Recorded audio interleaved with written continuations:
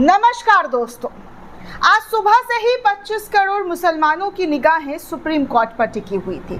साथ में उन तमाम हिंदू भाई बहनों की भी निगाहें टिकी हुई थी जो इस कानून को लेकर मुसलमानों के साथ खड़े हुए थे।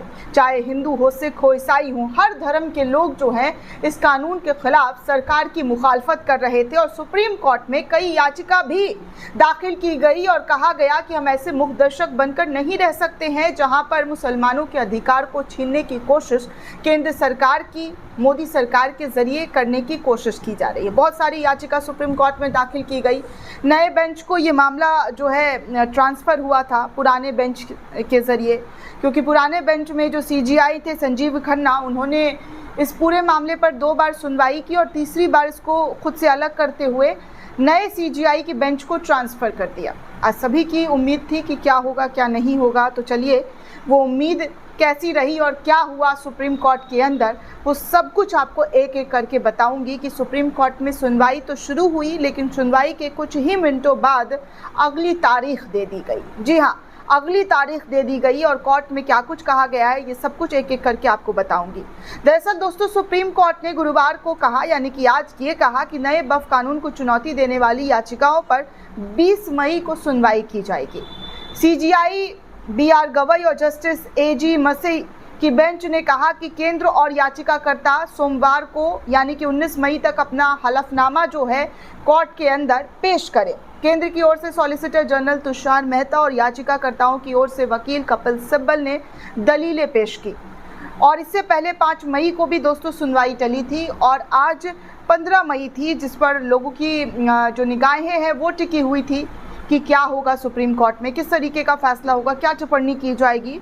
लेकिन आज भी दोस्तों इस पूरे मामले पर सुनवाई नहीं हुई और केंद्र सरकार को और याचिकाकर्ताओं को साफ तौर पर सुप्रीम कोर्ट के ज़रिए ये कहा गया है कि 19 मई तक आप जो है याचिका सुप्रीम कोर्ट में जो है हलफनामा पेश करें।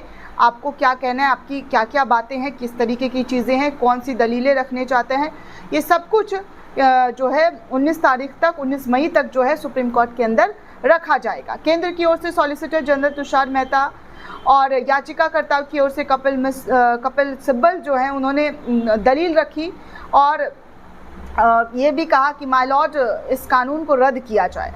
जी हाँ, याचिकाकर्ता के वकील कपिल सिब्बल ने साफ तौर पर यही कहा कि इस कानून को रद्द किया जाए जो कि मुसलमानों के हित के लिए नहीं है, मुसलमानों के खिलाफ लाया गया ये बिल है।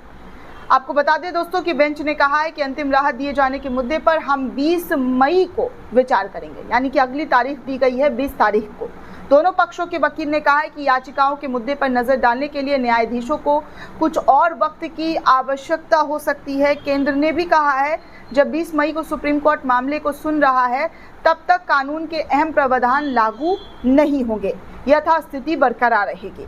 जी हाँ दोस्तों, इस वक्त बड़ी राहत ये भी मिली है दोस्तों कि आज जो सुनवाई टली है उसमें तब तक कानून के अहम प्रावधान लागू नहीं किए जाएंगे जो मोदी सरकार के बिल के ज़रिए लाया गया है। यानी कि यहाँ पर मुसलमानों को बड़ी राहत, बड़ी जीत की तरीके से देखा नहीं जा सकता, बड़ी जीत तो नहीं बोल सकते दोस्तों, लेकिन एक जीत के तौर पर देखा जा सकता है कि अभी भी यथास्थिति बरकरार रहेगी जो पुराने बेंच के ज़रिए दी गई थी। सुप्रीम कोर्ट के आदेश की 3 बड़ी बातें दोस्तों वो भी मैं आपको बता दूं कि वक्फ बोर्ड पर केंद्र के जवाब तक वक्फ संपत्ति की स्थिति किसी भी कीमत पर नहीं बदलेगी। कोर्ट से वक्फ घोषित संपत्ति डी नोटिफाई भी नहीं होगी, वो वक्फ बाय यूज़र हो या वक्फ बाय डीड, ये सब कुछ जैसे का तैसे ही रहेगा। वक्फ बोर्ड और केंद्रीय वक्फ परिषद में कोई नई नियुक्तियां भी नहीं होगी। जो पुराने बेंच के जरिए किया गया था वो नए बेंच के जरिए भी किया गया है। दोस्तों, केंद्र ने 25 अप्रैल को दायर हलफनामे में कहा था कि कानून पूरी तरीके से संवैधानिक है, ये संसद से पास हुआ है, इसलिए इस पर रोक नहीं लगाया जाना चाहिए।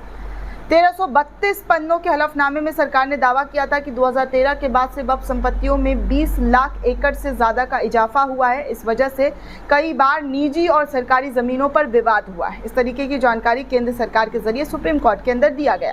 वहीं all India Muslim personal law board ने सरकार के आंकड़ों को सिरे से खारिज किया, नकार दिया, गलत बताया और कहा कि कोर्ट से झूठा हलफनामा देने वाले अधिकारियों पर कार्रवाई जो है वो की जाए और सुप्रीम कोर्ट से ये मांग भी कर दी गई कि आपको जो है हर हाल में कार्रवाई करनी चाहिए। नए वक्फ कानून के खिलाफ सुप्रीम कोर्ट में 70 से ज़्यादा याचिका दाखिल की गई, लेकिन कोर्ट से 5 मुख्य याचिकाओं पर ही सुनवाई करेगा, इस बात को लेकर जो है जानकारी दी गई। इसमें AIMIM सांसद जो है असदुद्दीन ओवैसी की याचिका भी शामिल है। नया कानून अप्रैल में राष्ट्रपति की मंजूरी के बाद लागू हुआ। लोकसभा में 288 और राज्यसभा में 128 सांसदों ने इसका समर्थन किया था और कई विपक्ष ने इसका विरोध किया था।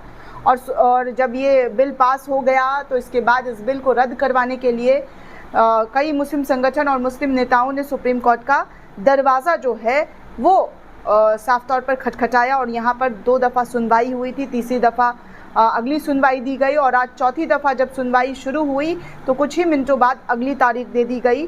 केंद्र सरकार को हलफनामा दाखिल करने के लिए वक्त दिया गया, याचिकाकर्ताओं को हलफनामा दाखिल करने के लिए वक्त दिया गया। आपको बता दें दोस्तों कि सॉलिसिटर जनरल तुषार मेहता बोले कि लाखों सुझावों के बाद संशोधित कानून जो है माय लॉर्ड बना है। अब CGI BR गवई और जस्टिस अगस्टीन जॉर्ज की बेंच पूरे मामले की सुनवाई कर रही है। पहले तत्कालीन CGI खन्ना और जस्टिस PV संजय कुमार और जस्टिस KV विश्वनाथन की बेंच ने इस मामले पर सुनवाई की थी। जस्टिस खन्ना 13 मई को रिटायर्ड हो गए। केंद्र की ओर से सॉलिसिटर जनरल तुषार मेहता, जबकि इस कानून के खिलाफ जो है खड़े हुए कपिल सिब्बल, राजीव धवन, अभिषेक मनु सिंघवी, CU सिंह दलील जो है सुप्रीम कोर्ट के सामने रख रहे हैं। 17 अप्रैल की सुनवाई में सुप्रीम कोर्ट के सामने केंद्र सरकार के वकील तुषार मेहता ने कहा था कि संसद से उचित विचार विमर्श के साथ ही पारित किया गया ये कानून है, पर सरकार के पक्ष सुने बिना इस पर रोक लगाया नहीं जाना चाहिए।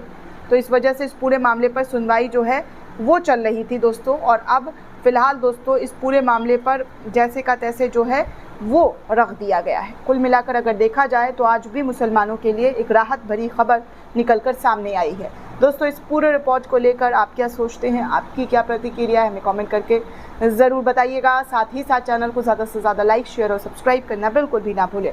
धन्यवाद दोस्तों।